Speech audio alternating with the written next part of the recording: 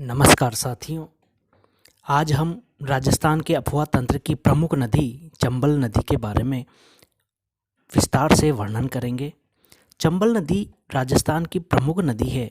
राजस्थान के अफवाह तंत्र को 3 भागों में मुख्यतः बांटा गया है।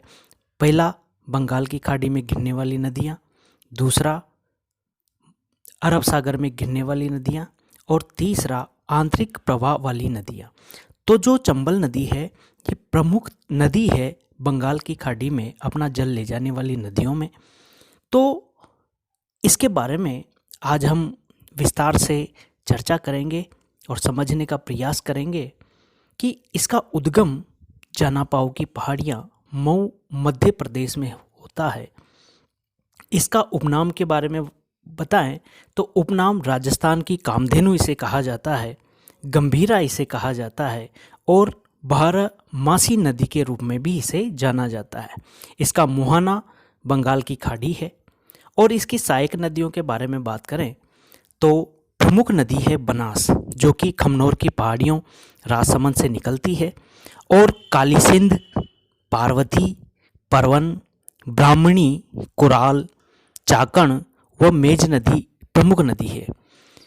इसके राजस्थान में प्रवेश करने के बारे में, राजस्थान में ये चौरासीगढ़ चित्तौड़गढ़ से राजस्थान में प्रवेश करती है और इस नदी की कुल लंबाई 965 किलोमीटर है तथा ये राजस्थान में 135 किलोमीटर बहती है और राजस्थान और मध्य प्रदेश की सीमा बनाती है 241 किलोमीटर। इसी प्रकार उत्तर प्रदेश के साथ भी ये सीमा बनाती है 285 किलोमीटर। राजस्थान के प्रमुख जिले जहाँ से बहकर निकलती है चित्तौड़गढ़, कोटा, बूंदी, सवाई माधोपुर, करौली और धौलपुर। और ये नदी बहती हुई इटावा, मुरादगंज यूपी में यमुना में मिल जाती है। पूरे भारतवर्ष में देखा जाए तो दक्षिण से उत्तर की ओर बहने वाली ये भारत की सबसे बड़ी नदी है। इसके दोनों ओर गोर्ज, जो गार्ज कहा जाता है, घाटी अर्थात घाटी बनाकर ये बहती है और बीहड़ इस नदी में विशेषतः पाए जाते हैं। और राजस्थान में बीहड़ बनाने वाली ये सबसे प्रमुख नदी है। इस नदी के बारे में बात करें तो एक जलप्रपात बनाती है चूलिया जलप्रपात, जो कि राजस्थान का सबसे बड़ा जलप्रपात है, जिसकी ऊंचाई 18 मीटर है। यह भैंसोड़गढ़ चित्तौड़गढ़ के निकट बनाती है इसे और ब्रह्मणी नदी भी वहीं पर इस नदी में शामिल होती है। त्रिवेणी संगम की बात करें तो बनास, सीप, चंबल ये तीनों नदियां त्रिवेणी संगम बनाती है, जो कि रामेश्वरम सवाई माधोपुर में पड़ता है। यह नदी एक ऐसी नदी है जिसमें राजस्थान में मुख्यतः घड़ियाल विशेषतः यहाँ पे पाए जाते हैं। इसीलिए इसे घड़ियालों की शरण स्थली या प्रजनन स्थली भी कहा जाता है।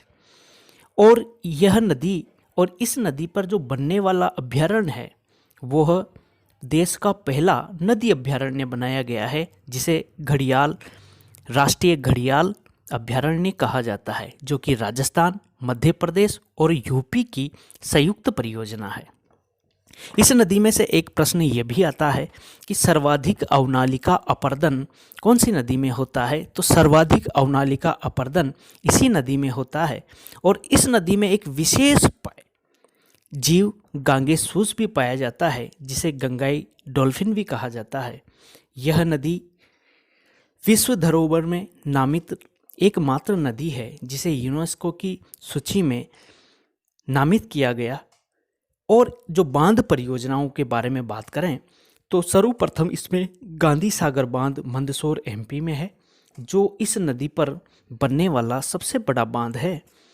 और इसके बारे में बात करें तो 1960 में ये बनकर तैयार हो गया था और यह परियोजना प्रथम चरण में स्टार्ट हुआ। इस नदी की जो नदी घाटी परियोजना है, जिनकी शुरुआत 3 चरणों में हुई थी और 1953 और 54 के आसपास ये स्टार्ट हो गया था।